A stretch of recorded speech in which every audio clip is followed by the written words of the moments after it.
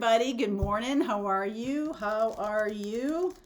Welcome to the day or the evening, whenever you see this. Today at 1 p.m. Eastern Time, the YouTube members only live, we're going to be talking about what's going on this solstice. Okay, yesterday I posted the full zodiac readings for the membership, and if you're not part of our membership, there's a link below if you'd like to join on. And today at that live, we'll talk a lot about what's going on, Pisces, stellium, everything that's happening in the world, really. We'll talk about that as we move into spring. Huzzah, right? Let's talk about that. So that's 1 o'clock today.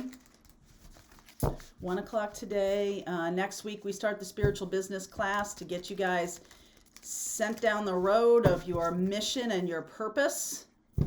There's a link below for that too. All right, let's see where we go this morning. Deep breath, everybody. Deep breath. Feel free to swap around the energies. As always, I could be talking to a cross watcher. Most of these readings are just about you. All right, I'm going to say that again. Like later today, we'll post a twin flame reading, but that is about masculine, feminine coming into alignment. So those readings don't necessarily have to do anything with a relationship. It's about the relationship with you and you. I feel like I need to reiterate that sometimes. Traveling lightly, passion and pleasure, savor your life. Beautiful, beautiful, beautiful. Transformation, a fresh new way of living emerges. This does feel to me like some of you are offloading, simplifying. Some of you are looking at things anew, like, what am I doing? What am I trying to accomplish? I feel like that's becoming a big theme. And, you know, I definitely have that experience in my life about being very oriented towards work and all of that stuff. Or toward career, I guess is the right word.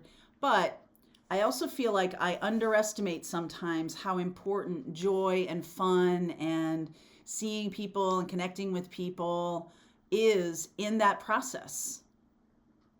Relationships are where we work out our kinks, where we work out our own karma, where we work out our own spiritual mission. And I feel like there's a new way of working through things coming in for a lot of you that might be refreshing, all right? A refreshing change from how you've been doing things. And you definitely see that there's certain things you can really offload, things that have really been vexing you, problems that have really been kind of overwhelming you recently, all of a sudden are going to become not a thing. Not a thing, because you're realizing that you were focusing on something that was not about the future, but was about holding on to the past. That's definitely a message I'm getting right now that is for somebody. 2 of Pentacles, right? Staying in that loop. Judgment coming across, and the new day. Ace of Pentacles. So some of you have been trying to hold on to some old things because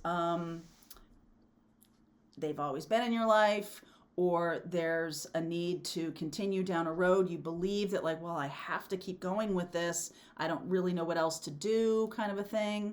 Okay? So let's see where we go here. Wow. World. Queen of Cups. Do not underestimate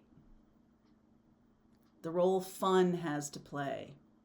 It lightens your vibration. It lightens you up. It elevates your spirits. It elevates your frequency. Do not underestimate that. I see that as like a Leo card, and I see this as a Scorpio card. Transformation. A fresh new way of living emerges. 3 of Pentacles, 10 of Pentacles, Knight of Wands, Justice. Oh, beautiful. There's balance. My goodness. 3 of Swords, 5 of Wands, and there's the Sun card. Okay, so this passion and pleasure is definitely a thing.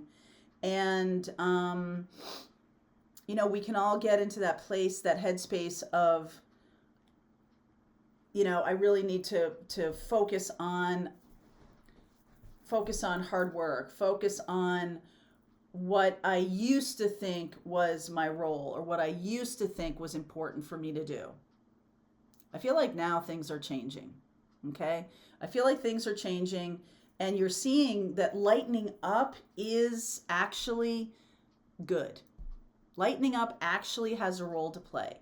It's not just about constantly being in this, I'm in charge of, creating spiritual wisdom for the world. It's sort of like come back to life. Come back to life as we shift into the vernal equinox, as we shift into spring. New life is popping up everywhere. It's almost asking you to do the same thing. So if there's been something that's been particularly heavy, if there's been something that's been particularly fearful or difficult, I feel like that energy is going to be shifting. And it's not because we're like, oh, I need to work at it harder. It's because we're going to lighten our energy together. We're all going to feel a little bit lighter as this change in season happens. That's in the northern hemisphere. In the southern hemisphere, you're actually moving into fall. And so fall has to do with, the backside of the harvest and harvesting things. So this is almost like a new moon and a full moon experience. We will talk also about the Virgo full moon on the 18th. That does have to do with, putting in hard work. Virgo is very much about details and putting in hard work. But the opposite is Pisces. The opposite is sort of lightening up, lightening the energy, connecting to spirit. So some of you may realize that 3D effort isn't really the thing that's going to shift the vibration of the world. Okay? And that might come as a surprise to some of you. They're like, oh, I need to be doing more in my 3D life. What I'm saying to you is the spiritual realm has the possibility and the connection globally to be able to shift energies. And that's why it's not to disconnect from the 3D. It's not to disconnect from physical life or anything like that. But what I'm saying to you is, don't underestimate the power of that. The power of the shifting of the frequency of the vibration. And it's not about putting more nails and more boards here at home. It's not about, doing physical labor necessarily. This feels to me like doing labor or doing something that feels the opposite of labor, but it has a global impact. Okay, so we've done a few meditations and a few things about raising the frequency vibration for Ukraine, praying for that situation to even out, doing whatever you're doing, whatever you need to do, whatever's in front of you, doing the work that is ahead of you, doing the work that is in front of you, and not to forget about the shift in vibration globally. I feel like that's what's happening here. The world and the Queen of Cups. Let's step into heart chakra. Let's step into this higher vibration energy. 3 of Pentacles, anchored in the physicality, the physical reality that we experience. And know that that's, both things are relevant. Both things have power. One is not better than the other. It's just different. Okay? So I do feel like we're shifting and changing from a purely physical approach to things to a more spiritual approach to things. And I feel like while things haven't gone well in the past and currently things might be a little up in the air, I do feel like we're coming toward a celebration. All right? We've got all of this. A celebration is at hand. This can be about your personal situation, something that you have chucked in the bucket. Like, okay, I'm no longer seeing that as important to pound away at. I'm going to simplify my life. I'm going to employ a different way. I'm going to look at how I'm experiencing the world or how I'm putting myself out there, and I'm going to shift into this higher vibration because that's meaningful too. That's meaningful too. All right, everything done with good intention is meaningful. All right, and this balance here that's going on, this balance between the physical and the spiritual is what's happening. We are doing, I want to say one thing, there is something coming up here that I'll talk about next week on April 13th, so it might be a little while before I talk about it. But this is what I said in the beginning of the year about the Jupiter-Neptune conjunction happening in April. This is the Great Awakening. So people are going to be open to conversations that maybe they haven't been open to up until now. People are going to be seeing that the things that they were pounding away on may have passed them by, or may have gone away, or maybe that was the way to handle it then, but let's handle it now this way. I feel like some of you in your work are seeing that, oh, I don't need to pound away at something. I'm completely shifting into the energy of higher vibration. What am I doing to expand on this beautiful great awakening and support a transformation? What am I doing around that? What am I doing around that? And I feel like that's what's coming in, the great awakening in April. So right now we've got stellium in Pisces all the way until May. Lots of Piscean energy. If you looked at the chart of this time, so much is in Aquarius and in Pisces. It's unbelievable. So that's causing a lot of energy to be expended in Aquarius and Pisces, right? Pisces. We just came out of the age of Pisces, about 2,000 years. Pisces with Jesus and everything like that, about the connection to the divine and all of that. And we are the ones who are bringing it forward into Aquarius, right? Everything, it all moves in retrograde here. It all moves backwards. So the ages move backwards. The age is moving into Aquarius, which is what we're experiencing right now.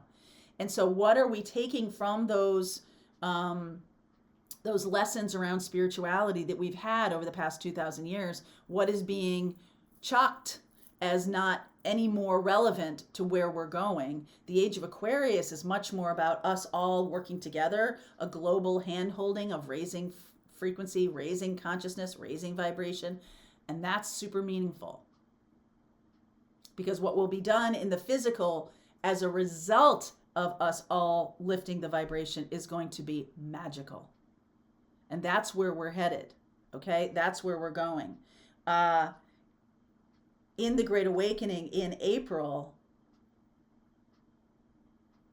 the Jupiter, I'm going to just look at my note again. The Jupiter and Neptune conjunction happening. Like I said, I'll make another video about that. But Neptune is connected to Pisces, ruler of Pisces, and that is that spirituality, right? And Jupiter is about expansion. So it is about expanding the spirituality globally. And that's what's coming in.